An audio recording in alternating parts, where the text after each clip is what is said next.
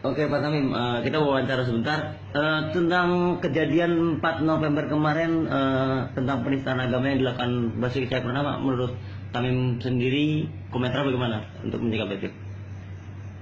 Saya berprasangka baik dengan niatan Front Pembela Islam dalam hal ini untuk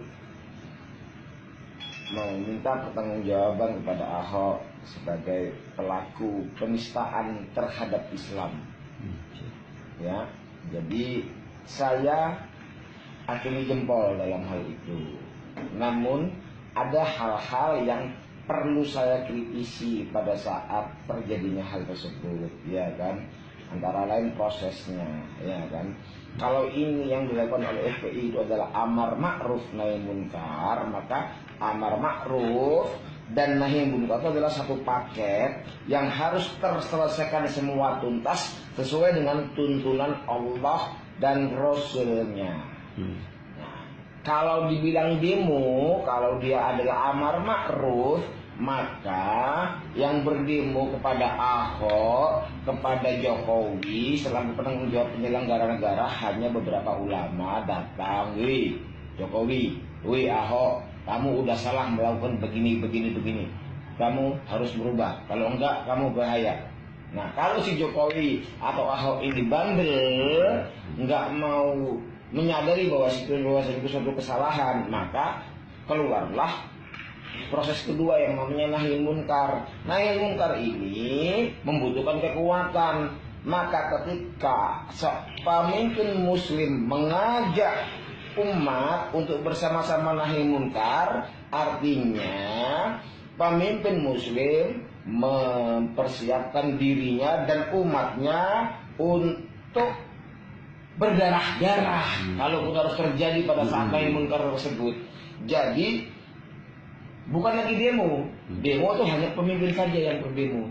Kalau ada perentangan dari pelaku maksiat, pemimpin beserta umat datang ke pelaku maksiat, hakimi dia. Hakimi dia karena dia membangkang. Jadi sangat disayangkan kalau ini hanya sekedar demo. Tidak ada. Islam Islam memperbolehkan demo. Boleh, bukan tidak boleh. Tetapi demo itu ada batasan syariat yang harus terpenuhi sehingga itu menjadi nilai pahala, ya kan?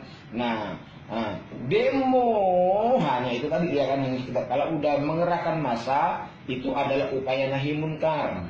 Upaya nahi munkar ini tingkat kesulitannya lebih tinggi daripada amar ma'ruf. Maka membutuhkan kekuatan, membutuhkan tenaga, membutuhkan modal dalam hal yang besar. Nah, di sini akan terjadi, kemungkinan akan terjadi hal-hal pahit pada saat nahi munkar ini. Nah, disinilah dibutuhkan kesiapan mental para pelaku nahi munkar ini, walaupun mereka harus mati di tempat pada saat mencegah kemungkaran.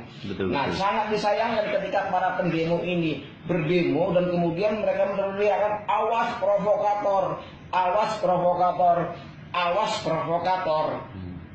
Ya kan, provokator itu diperbolehkan di dalam Islam. Semua nabi, semua rasul, semua ulama adalah provokator, memprovokasi umatnya untuk melakukan kebaikan, memprovokasi umatnya untuk beribadah dengan cara yang benar.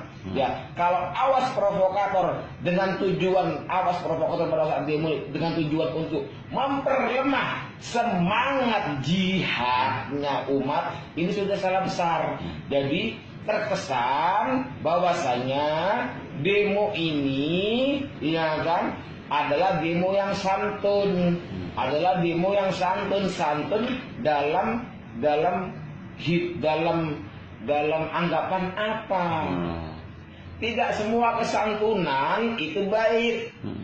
Tidak semua kekerasan itu buruk. Ya kan? Bahkan kalau suatu kejahatan yang memang mewajibkan pelaku kejahatannya dibunuh, maka harus dibunuh. Sebagaimana yang dilakukan oleh Ahok. Ahok itu telah melakukan suatu kejahatan besar yang mewajibkan dia dibunuh. Maka salahlah kalau FPI menuntut polisi untuk menangkap Ahok dan kemudian menyidangkan perkaranya di pengadilan yang jelas-jelas tidak berhukum dengan hukum Islam. Pengadilan yang hukumnya buatan manusia. Ini salah lagi. Ini harus menjadi pegangan dasar bagi kaum muslimin. Kaum muslimin di Indonesia ini ya nggak usah takut menerapkan hukum Islam, menerapkan hukum Allah di negara ini, karena penerapan hukum Islam, penerapan hukum Allah di Republik Indonesia ini dilindungi oleh undang-undang yang melindunginya bukan tanggung-tanggung. Undang-Undang Dasar 1945 pasal 29 ayat 1, 2 dan selanjutnya itu memberi kebebasan kepada setiap umat pemeluk keyakinan apapun, agama apapun untuk beribadah sesuai dengan keyakinan mereka.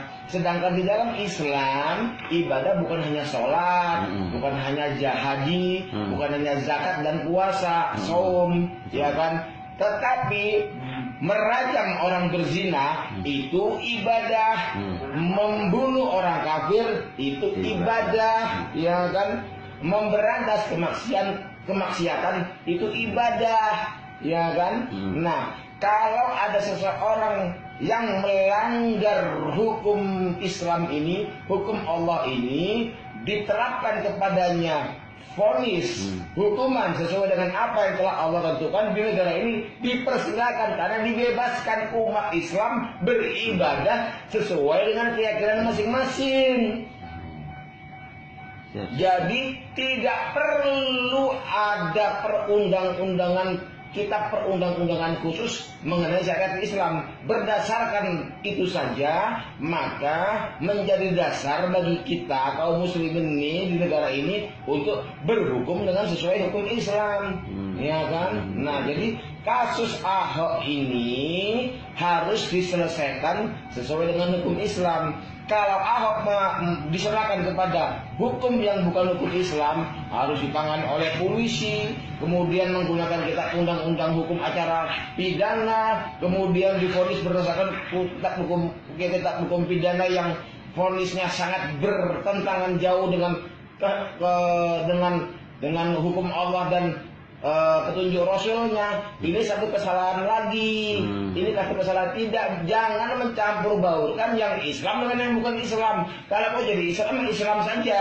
Kalau mau jadi bukan Islam, ya bukan Islam saja. Ini adalah saran. Makanya kembali saya memprovokasi kaum muslimin untuk menerapkan hukum Islam di negara ini sekafah-kafahnya, semurni-murninya, tanpa ada rasa takut. Siapapun yang memenuhi syarat untuk dihukum sesuai dengan hukum Islam di negeri ini, hukum saja. Orang Islam di Indonesia ini tidak cukup hanya berhaji pakai hukum Islam, sholat hukum Islam, nikah hukum Islam, zakat hukum Islam, puasa hukum Islam, giliran berzina kagak pakai hukum Islam. Itu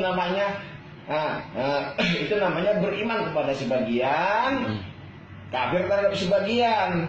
Tidak bisa seperti itu.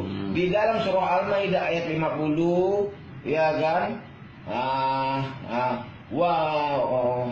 Dijelaskan di situ bahwasanya hanya ada dua sistem hukum di muka bumi ini, hukum Allah dan hukum jahiliyah, ya kan? Hukum Allah dan hukum jahiliyah, tidak ada di tengah-tengahnya. Jadi tidak bisa dicampur hukum Allah dan hukum jahiliyah. Pilih salah satu. Betul. Tentukan warna, ya kan? Apa hukmal jahiliyati yabghun wa man asanu minallahi hukma liqaumi yuqinun. Al-Maidah 50. Apa hukum Allah? Apakah hukum jahiliyah yang kamu kehendaki? Mana yang lebih baik daripada hukum Allah bagi orang-orang yang yakin? Kalau kamu yakin bahwasanya Allah itu maha baik, maha benar, maha segala-galanya, sudah gunakan Allah. Gunakan hukum Allah, jangan gunakan hukum yang selain Allah. Ini adalah saran saya. Jadi siapapun kaum muslimin di negeri ini, silahkan terapkan syariat Islam, hukum Allah sekafah-kafahnya. Tidak ada yang melarang. Kalau ada yang melarang umat Islam menerapkan hukum Allah di negeri ini, udah perangi mati. Kalau mereka mati, matinya mati syahid. Kalaupun mereka menang mulia. Inilah makanya disebut hidup mulia atau mati syahid. Kalau perang dengan orang yang melarang menerapkan hukum Allah dan kemudian pelaku perang ini mati, ya udah mati syahid. Nggak ada yang rugi, semuanya untung. Makanya jangan takut berperang dengan musuh-musuh Allah. Mati adalah suatu kepastian. Nah, yang tidak akan bisa diundur dengan meninggalkan jihad dan tidak bisa dipercepat dengan berjihad. Sekian. Siap. Assalamualaikum warahmatullahi wabarakatuh. Terima kasih penjelasan dari Waalaikumsalam warahmatullahi wabarakatuh.